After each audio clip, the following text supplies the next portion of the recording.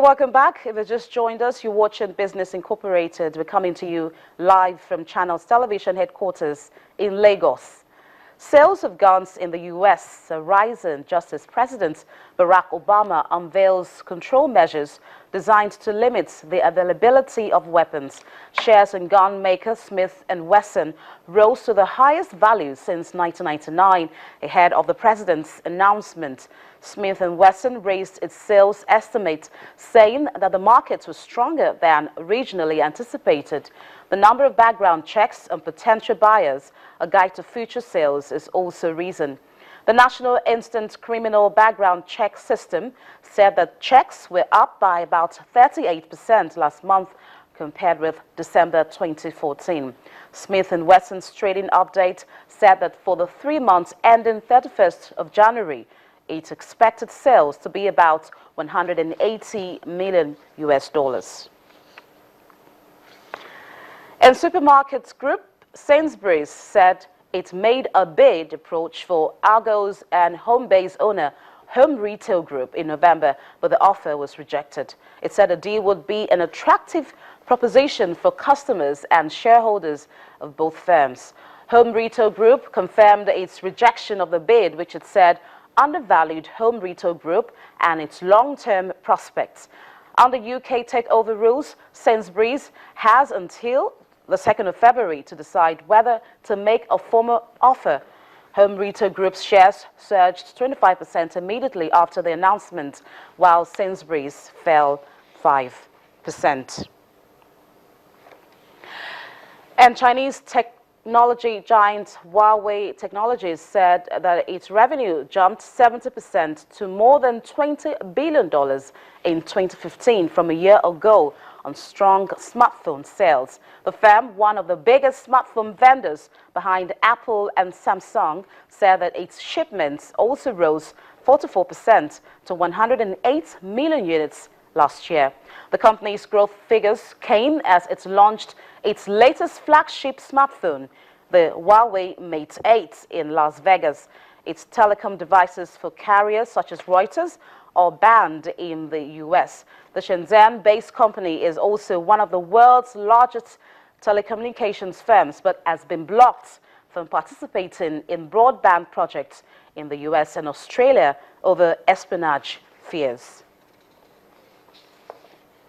And despite a reduced foreign reserves profile of Nigeria, the country still has a reason to smile. According to FBN Capital, the Central Bank of Nigeria has made great use of administrative measures and moral suasion to constrain FX demand, but has also benefited from Nigeria's strong external balance sheet. Now, this is coupled with Moody's Ba3 rating, which is equivalent to BB- with Fitch for Nigeria's sovereign long-term foreign currency obligations. Now, data from the central bank showed that official reserves declined by $850 million in December on a 30-day moving average basis to $29.1 billion.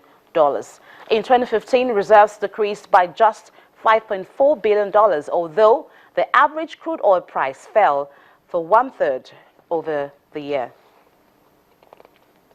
And IMF Chief Ms. Christine Lagarde has provided some advice to the Nigerian government, in which she said that the country needs to imbibe fiscal discipline in order to have sustainable economic growth. This is Ms. Christine Lagarde's second visit to Nigeria in 4 years. This time, the managing director of the International Monetary Fund has come at a time Nigeria's economy needs urgent attention amidst declining oil prices and dwindling revenues. Ms. Lagarde pointed out the need for fiscal discipline to address the impacts. Is fight and is determination to fight corruption, and is determination to bring about transparency and accountability at all levels of the economy were very important agenda item and very ambitious goal that need to be delivered upon, which he himself is definitely committed to, as he indicated this morning, and as he inspires his team members.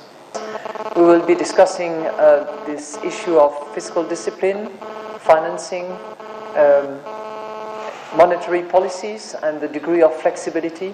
Despite Nigeria's leading economic role on the African continent, the IMF boss says a huge gap between the rich and the poor still exists. Nigeria, while a vibrant and large economy, still has to deal with a lot of poor people, with a lot of inequality, and those two components should certainly be always the drivers of reforms, whether it is looking at subsidies and how they are structured and how they can be phased out, whether it's monetary policy and what flexibility is needed and how no impact it should have on the poor. All of those are ambitions that we completely recognize and support. Although the IMF boss says Nigeria doesn't need any intervention from the institution, she, however, notes that the fund is interested in the program of President Muhammadu Buhari.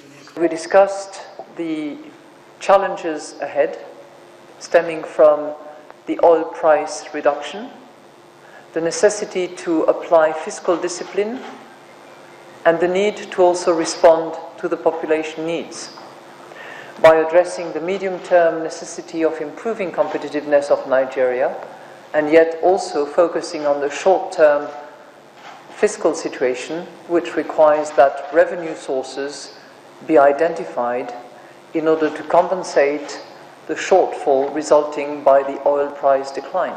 We are not into program negotiations. And frankly, at this point in time, given the determination and resilience displayed by the President and his team, I don't see why an IMF program would be needed. Ms. Christine Lagarde's visits to Nigeria goes beyond assessing the country's economic strength. The IMF says it has taken a step further to ensure that the state of the economy impacts positively on neighboring countries. Okay, let's get more perspectives on the visit of the IMF boss, Ms. Christine Lagarde, especially as it relates to tightening the loose end in the country's monetary policy. Ms. Damilare Adeshola, senior economist from the financial derivatives company, joins me here in the studio. Good afternoon, and thank you for coming on the program. Pleasure. I'm sure you've listened to the IMF chief. What do you make of her advice to the Nigerian government? She just basically came to echo what everyone else has been saying.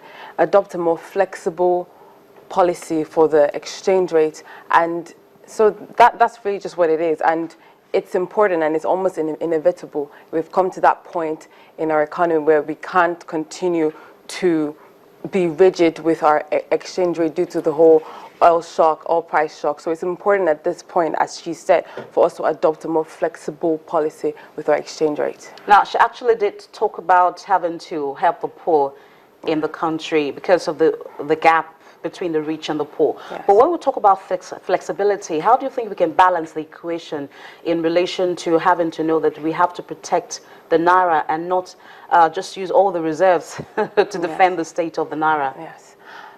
We have to, talking about what you said about the poor, first of all, Buhari already has a lot of different programs, social intervention programs that he's looking to implement soon. But going on to talk about the balance between the two, it's important for the government at this point, for the central bank actually, because they're the ones in charge of this, for them to step back and to focus more on creating a balance between the two and letting the Naira find its true value. Because at the IFM rates, we're talking about 199, but the parallel market is about 264. And even during the festive period, it went up to about 280. So it's important for them, while, yes, they need to protect the economy and they need to ensure that to reduce the depletion on the external reserves, they need to step back at the same time. And so they need to find the balance between the two. That's just really what it is. Do you anticipate any expansionary monetary policy from the central bank going forward based on this visit? Well, yes, we do anticipate it. We anticipate that the central government will, working on the advice of Lagarde, will implement a currency, a band, like a crawling peg band for the currency. So rather than pegging the currency to just one value, it would be like a like a band, so plus or minus whatever percent. Let's talk about inflation a little bit. And at the moment, it's relatively stable. We're looking at the report for the month of November at 9.4%. What will the outlook be going forward? Because a lot of expectations are out there. Some of the projections we're getting is that for December, that could be at 9.5%. What's your own take? I think inflation will remain flat as it is at the moment. It might scale up just a little bit due to the whole festive period and the increase in price because the demand increased. But essentially, will remain at this level going forward into Q1. And just before I let you go, the IMF Article 14 will be in Nigeria from next week, based on what Ms. Christine Lagarde said. What do you think will be the outcome of the findings so far for the economy? Well, first of all, one of the things that they will be coming to do is to review the budget and to assist the government with the budget making and the budget reviewing. So we expect that going forward, they would have a more strategic view of what they're going to do and how they're going to do about it. Is the 6.8 trillion that they've come up with, is it the right amount? Does it need to be more? Does it need to be less? How are we going to fund the deficit? And so it's just all these things. That's what we expect the outcome to be, just the general guidance and the general supervision. All right, thank you. That will be all, Ms. Damilari. Thank you so much, Adishola, for coming on the program. She is a senior economist with the Financial Derivatives Company Limited. Still to come on Business Incorporated, more on Nigeria's monetary policies.